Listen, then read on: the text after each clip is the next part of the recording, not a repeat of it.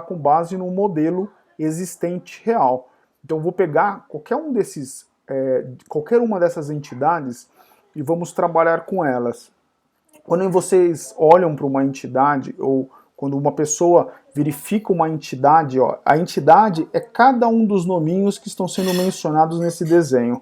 Então esse desenho ele vai ter entidade pessoa, recurso transferência, recurso, tipo de enumerados, multa, equipamento. Então é uma base de um modelo em cima de um mapeamento obviamente, de uma empresa de trânsito, de um controle de veículos, algo assim do tipo. Então, como foi pego genericamente pela internet, apareceu qualquer um. Mas qual que é a ideia? É olhando para este objeto, olhando para uma entidade, como eu crio ela, como é que eu olho para o desenho, transfiro o que eu criei no desenho para a codificação, para fazer a formatação do objeto no banco. Aí eu posso usar qualquer linguagem de banco de dados, MySQL, SQL Server, Oracle com PLSQL, qualquer um deles. E quando você olha e monta com qualquer um deles, aí vocês vão ter a própria ferramenta. Então a ferramenta, ela vão ter os comandos de script, os comandos para que nós possamos criar aqui toda a nossa codificação. Vou até dar um zoom aqui, ó. Então eu estou trabalhando aqui com o Data Studio, né, que é uma cópia escarrada do Visual Studio Code, mas ele é algo mais slim, que ele conecta em bancos de dados. Vocês conseguem conectar em bancos, por exemplo, aqui no caso, como eu estou conectando o banco da Microsoft. Então já tenho aqui uma conexão criada, já estabeleci uma conexão com o meu banco, né? Então o que eu posso fazer, né? Eu posso vir aqui, ó, e criar um novo comando, né? O que são os comandos de banco de dados? Os comandos de banco de dados, eles nada mais nada menos são uma série de textos, onde esses textos são revertidos, no caso, dentro de um database, por exemplo, para que aconteça alguma coisa física. Então, por exemplo, se eu venho aqui e dou uma nova query, estou aqui com uma query para ser criada. O que é uma query? É um comando feito em uma determinada linguagem. Então, por exemplo, aqui, ó, neste database ele é um serviço, por isso que é chamado de SGBD, é um sistema gerenciador de banco de dados. Então, quando eu venho e faço isso aqui, ó, create database, e o nome de uma database, eu vou chamar ela de aula test 2. O que está acontecendo? Neste momento, é só um texto. Quando eu invocar ele dando run, ou F5 se eu estiver usando o Manager Studio, e fazer a execução para ele invocar no meu banco de dados, algo vai acontecer, como aconteceu aqui, ó. Se eu der um refresh aqui, ó, de atualização, ó, a base foi criada. Então, o que acabou de acontecer nesse exato momento? Nesse exato momento que eu digitei um comando, esse comando foi até o servidor, ou até o serviço deste servidor, e executou o que? A ordem. Qual é a ordem? Criar um database. E o que é o database? Se eu estou trabalhando com um desenho, como era este desenho aqui, cadê ele aqui? Vamos voltar aqui, era no browser.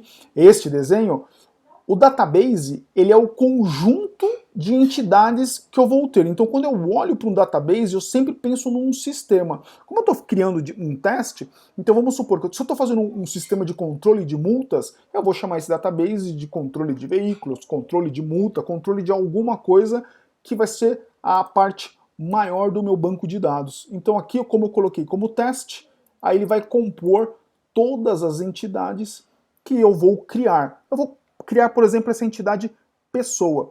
Como que eu olho para isso? Então, uma vez invocado um comando, esse comando já não me serve mais, porque ele já aconteceu, o script já foi rodado em cima dele. Agora eu posso vir e aplicar um novo comando, né? Eu posso vir aqui, ó, e digitar um novo comando, aonde eu preciso fazer o indicativo, ó, do que eu vou usar. O SQL Server, ele tem esse comando aqui, ó, use aula teste 2. Quando eu faço isso e executo, notem que ele muda aqui em cima. Por quê? Ele está indicando aqui, ó, tudo que você aplicar aqui nesses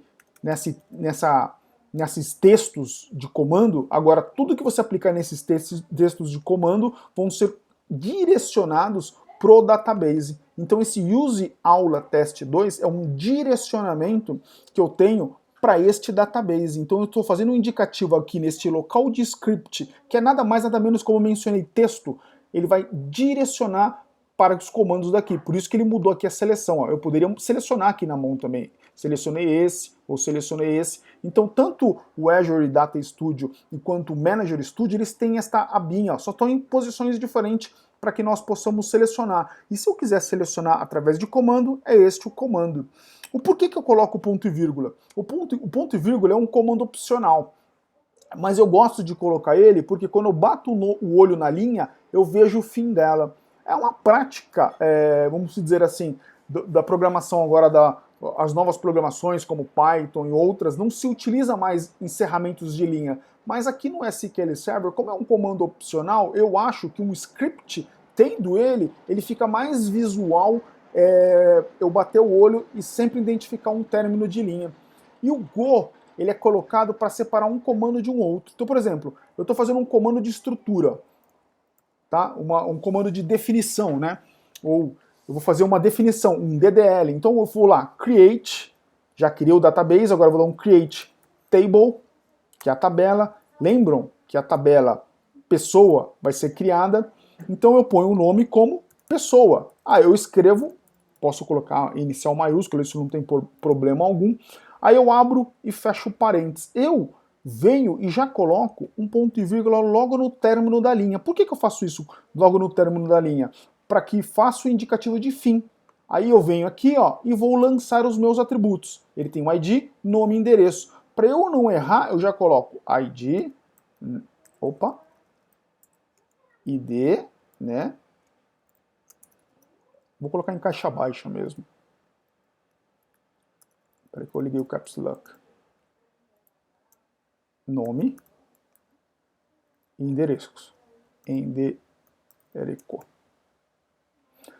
Só que ainda está errado, porque ele está faltando. Quando eu defino cada um dos atributos, porque eu defini a entidade, agora eu estou definindo os atributos, como é que eu defino cada um deles? Primeiro eu nomeio e depois eu tipo ele. Então eu vou tipar ele. Aí eu ponho uma vírgula para separar um do outro. Aí eu venho, tipo esse outro. Fiz o tipo, os data types. Vírgula, aí eu venho e tipo esse também, ó. Então eu estou tipando. O último não tem vírgula. Então, a partir deste momento, o que vai acontecer? Ainda nada, porque eu não executei esse texto, esse script, mas eu já estruturei de como ele vai criar aqui dentro, na minha parte de databases, este database ou esta entidade, como eu olho para o desenho, a entidade pessoa. Eu poderia fazer alguns parâmetros a mais? Poderia vir aqui e falar identity e identity para ele fazer o auto incremento e poderia colocar um primary key como chave deste campo também. Então eu fiz mais dois parâmetros ou mais dois comandos, mas teoricamente até aqui, ó, seria o suficiente para eu criar, mas como eu quero algo a mais, isso é chamado dentro do banco de dados do Microsoft SQL Server, é chamado de constraints. E quais constraints eu estou criando a mais? Estou criando duas. Primeira, de auto-incremento para este campo numérico. Então eu não preciso mencionar nada, ele vai auto-incrementar. E qual a outra constraint que eu estou criando? Eu estou dizendo que ele é uma chave primária, ou seja, nenhum número vai ser repetido. Neste cara ele vai ser indexado. Então quando eu pesquisar por ID, ele vai ter uma busca, ele vai ser muito mais rápido na hora de eu buscar. Então por isso que eu defino ele como chave, para ele ser único, exclusivo, indexado e rápido de ser na sua busca, né? Então já fiz esses constraints, esses parâmetros adicionais. Agora quando eu der o run, aí ele vai executar e vai criar a minha estrutura. Executou, não deu erro algum, a estrutura foi criada. E como é que eu identifico isso? Só pelo simples fato, ó, ele já está selecionado, de eu vir e dar o comando de DQL, asterisco from pessoa, ele já mostra o database vazio. Ó. Por quê? Já ocorreu, ele já invocou, ele já mostrou a estrutura.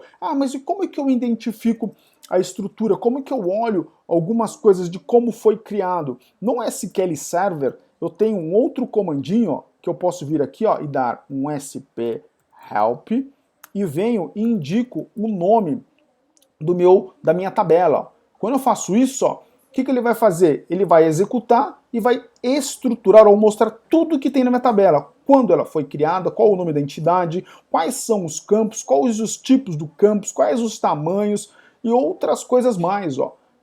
Column row, outras coisas, a constraint da primary key, ó, tá vendo aqui? Ela é identificando aqui como clusterizada, tá vendo? Ó? Então notem que todos os detalhes foram mostrados através de um comando ou através de uma procedure chamado SP, underline, é o traço baixo, help, espaço da tabela. Aonde eu apliquei isso? Dentro do database onde ele contém, eu vou dar até um refresh aqui, um refresco aqui, ó, para atualizar. Ó. Olha aqui o database, apareceu.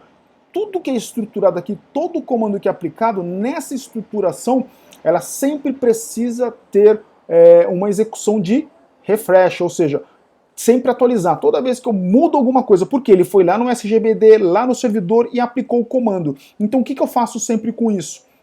Eu venho e coloco e executo o refresh para que essa estrutura seja ir até o servidor e trazer a informação. É a mesma coisa quando eu faço isso daqui, ó.